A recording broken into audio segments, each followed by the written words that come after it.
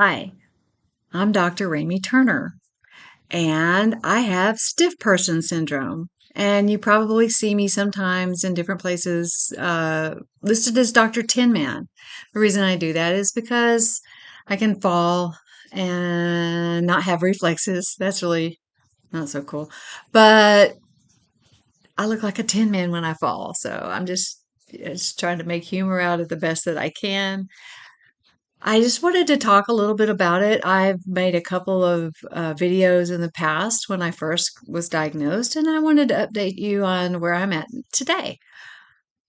I was, I had symptoms for a long time. I mean, I went all the way through medical school and residency with symptoms, and they were quite painful.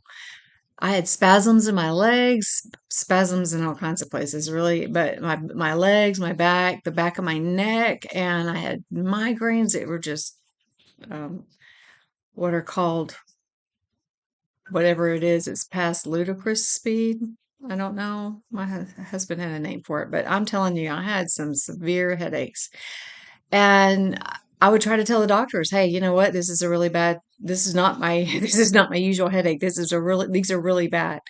And my legs are cramping and I had these twitches and I don't understand it. And it just kept getting blown off and I would just let it be blown off too. And the symptoms actually got really obvious after I was already in medical school and they'd been going on, but I hadn't really recognized what that was. I mean, I had some other autoimmune problems and I'd been tired from that. So I just kind of assumed it was part of the same. And I wasn't as tired as much when I was in medical school because I needed to take B12. And so I felt better. I was tired, but I made it through it. So I thought, well, hey, it's all good.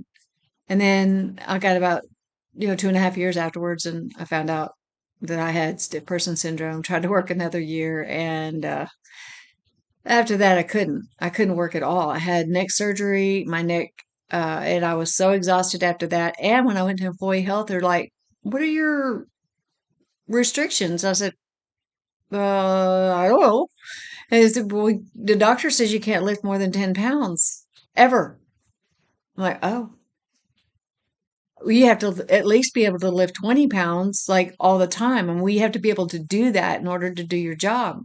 And I'm like, "Oh, well, I don't think that's going to change." And I went and talked to my doctor. It's like, no, it's not going to change. You're not going to be able to lift 20 pounds all the time. And no, you can't carry 10 pounds around repeatedly during the day because the condition will get worse. I'm like, ooh. So I had to stop. I had to start taking care of myself. And I had to do that partly for my family. Because think about it. What would you like, you know, to have? Is like be in diapers and have your family taking care of you because you can't even walk. I didn't want to have that happen. And I looked at the material and there's not a lot of information out there. So I had to make up my own plan. And that's what I did. I studied what I could study and I made up my own plan and I figured out a lot of things. And I mean, not everyone's going to be the same, but in reviewing places that had put up their information on sites and kind of consolidating that, like, what kind of complaints do you have? What kind of complaints do you have? Does this happen to you? Does this happen to you? I found out that there's a lot of similarities and there are people that get much, much worse, much faster. And I'm not sure if that's because they don't get the health care that they need or they're too depressed to get the health care for whatever reason, or if they have a condition that's just worse and it won't get better. However, I've also run into people who take 1/4 of the amount of medication that most people are prescribed and are walking this planet doing fine as long as they follow rules. And that's what I learned to do is follow rules. And number one rule is as soon as you hurt, stop. Whatever you're doing, you have to stop. And that pretty much precludes you from being able to have a job because, tell your body, I'm going to go lay down for a while. And hurting doesn't really work out very well, especially if you're a doctor and you can't just call in sick because it was a bad day. If I have an episode, what I mean by episode is My back spasms. That's where it really gets me now. I take medication enough to keep the spasms at bay, but if I do have one, it's in my back and it's really bad and I'm exhausted for the rest of the day and I have to be careful for the rest of the day. That's not just hurting a little bit and just relaxing. That's like it things went south. So the idea is to not let things go south, to get things under control. Take a rest when you need it and the rest of the world can just wait for you. After all, they would they wouldn't want you to hurt. Who would want somebody else to hurt on their behalf? That's cruel. So, I went through a period of time in the beginning when I was in kind of shock trying to figure out who I was, what can I do, what can I not do? I don't know. I went to school for 13 years so I could go be a doctor after I'd already gotten a degree in music. Could have just been singing along and fine and maybe wouldn't have had enough stress to cause this. If stress caused it, I don't know. Um, there's so many different things out there that might cause the problem that who can point a finger and say, this is my problem? That was my problem. And I started saying, you know what? Maybe it's not this and this and this. Maybe it's all of them. And that's how I approached it. I said, stop and rest because you know what I am? A workaholic certified. And then, second thing that I decided to do is start taking care of myself. Learn something because I like to learn. Do things that I enjoy and start spending time with the family that I'd missed for so much time while I was going to medical school and working my tail off with charts and take care of me. So I did. I took care of me. I had the good fortune. I have a daughter to come in and stay with me for a while, and she made food that was really nutritious. And for the first time, maybe the only time in my entire life, my cholesterol actually went below 200 because I'm not going to take a statin. A statin will just make my muscles hurt worse for me. And well, my HDLs are good anyway. I don't know. I'm just going to have to take care of the bigger problems. You know what I mean? And the bigger problem was I have an autoimmune disease. And that's where I started looking at what's the core problem here? It's an autoimmune disease. Do I want to suppress my immune system? No, not really. So I didn't really want to go in that route. And it wasn't really offered to me anyway. I could have pushed for it because there are some autoimmune drugs out there, but I want my immune system to work. I just want it to work properly. And in autoimmune disease, it attacks me. That's not right. But the immune system does sometimes put out cells that say, uh, this is that some piece of you is bad. And then your immune system is supposed to say, oh, no, no, that's a mistake. And then it gets rid of it. And if it doesn't get rid of it, then it becomes permanent. And then you have an autoimmune disease. So I ended up getting some medication that helps make the immune system work better by healing it. And it's just simply a compounded low dose naltrexone. Naltrexone is normally given in a much higher dose for people that take opioids in order to counteract an overdose of opioids or to help a person get off of opioids. But I don't take them, so I didn't need that anyway. And even if I did, I'm sure I could have taken enough opioids to overcome it. It might not be good with the rest of my medication, but still, and I don't want to take anymore. So I've been reducing all of my medications as I've gotten better. I discovered that I can't walk a straight line, but I can dance one. In fact, I can't walk and stand still for very long at all, but I can, if as long as I'm able to move freely, I can move a lot. And so I started stretching, doing dancing, doing things that I could do for exercise and strengthening my endurance. And those kind of things helped. They didn't make me perfect. Does it mean that I can go off and just, run a marathon? No. Does it mean I can work full time? I don't think so. I wish, but I'd have to be the one that was in charge of every single aspect of what I do because I have to choose when I get to rest. And that's the really big key is resting, sleeping, making sure that my balance is good by doing, and I did literally standing on one foot, standing on the other foot, trying to stand straight in one line. And then also make sure you have, before you do anything like this, if you have a balance problem, make sure you have something to grab onto because I have come close to falling. I've actually even practiced falling on purpose. But so because I fell one time and busted my face because I didn't put my hands out. You're supposed to put your hands out to stop your fall. And I didn't. And so what happened? Oh, it's terrible. I got this busted face. I look like somebody beat poop out of me. So balance is a big deal. And being afraid of going downstairs makes a lot of sense. And that's what happens to a lot of people with stiff person syndrome. But guess what? I'm upstairs right now because if I was downstairs, the TV would be on and be too loud. So I'm upstairs doing this video to talk about stiff person syndrome. And then I'm going to go back downstairs carrying my computer and holding onto the rail because I know I have a balance problem.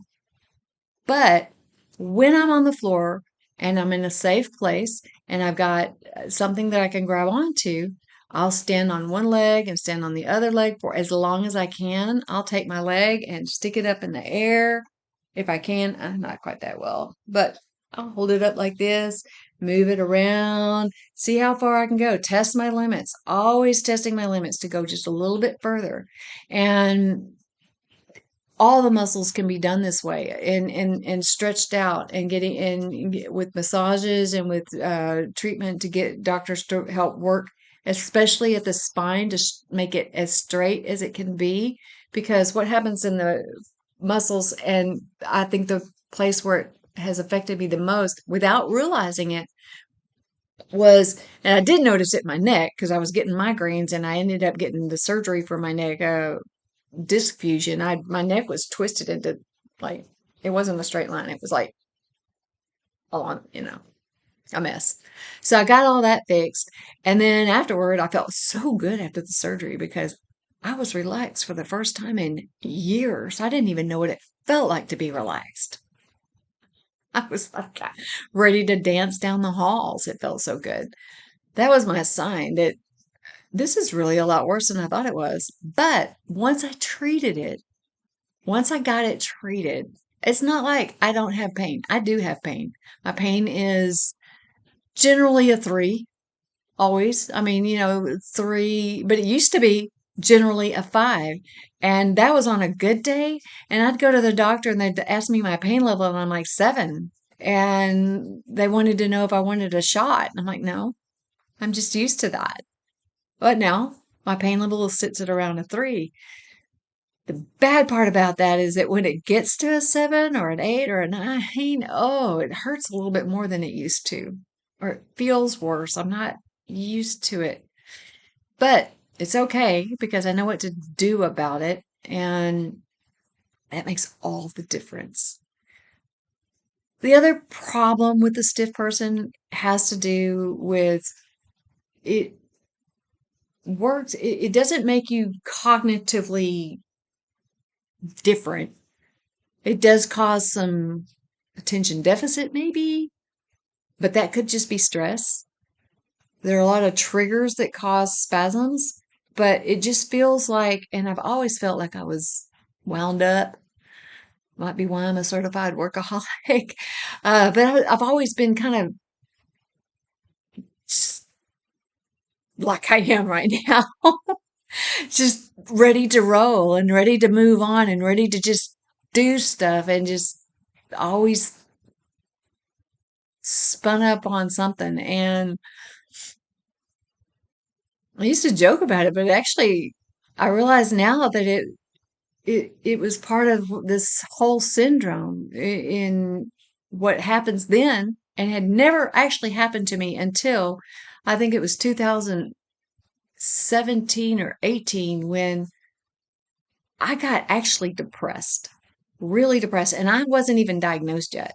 I was just depressed, like for two, everybody gets depressed a little bit sometimes. It's normal to be depressed a little bit sometimes. But instead, I was depressed a lot and it wasn't going away.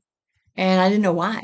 So that was one of my first clues. Finding out my diagnosis helped a lot. Knowing that this depression and this anxiety and this craziness was actually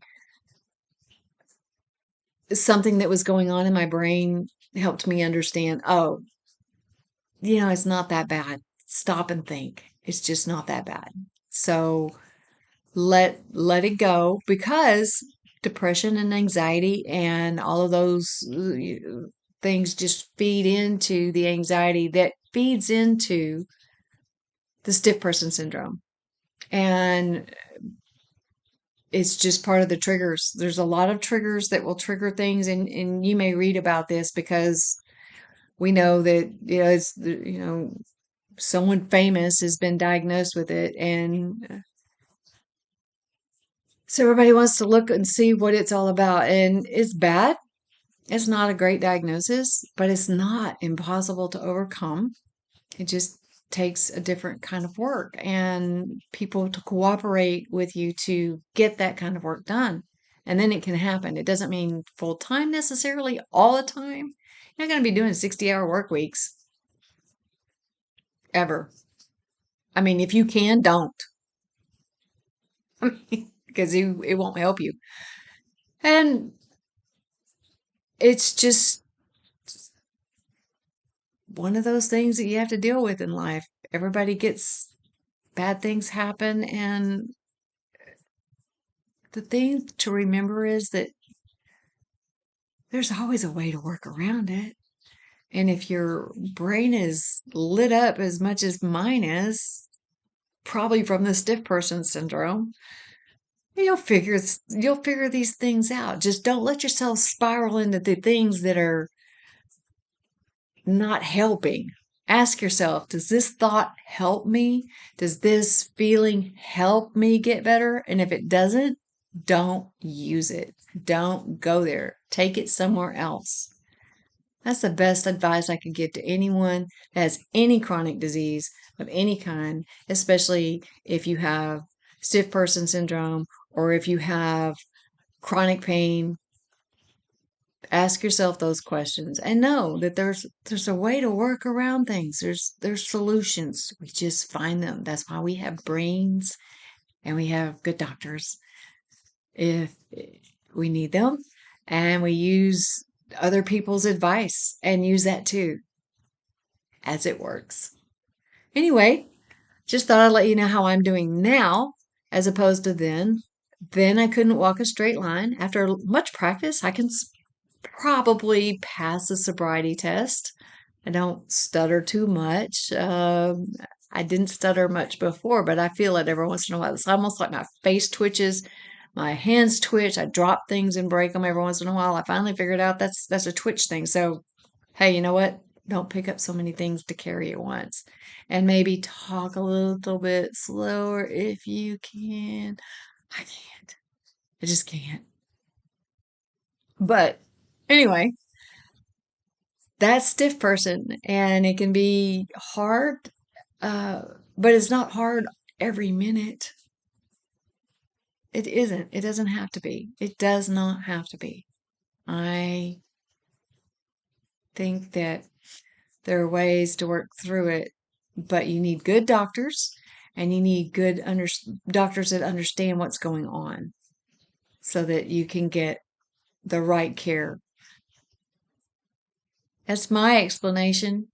I could tell you a lot more about what's going on from my perspective and what happens with me. I do have some sites that I talk on to other people who ask questions. And if you have any questions, you're welcome to send me an email or a text, and I'll tell you what works for me.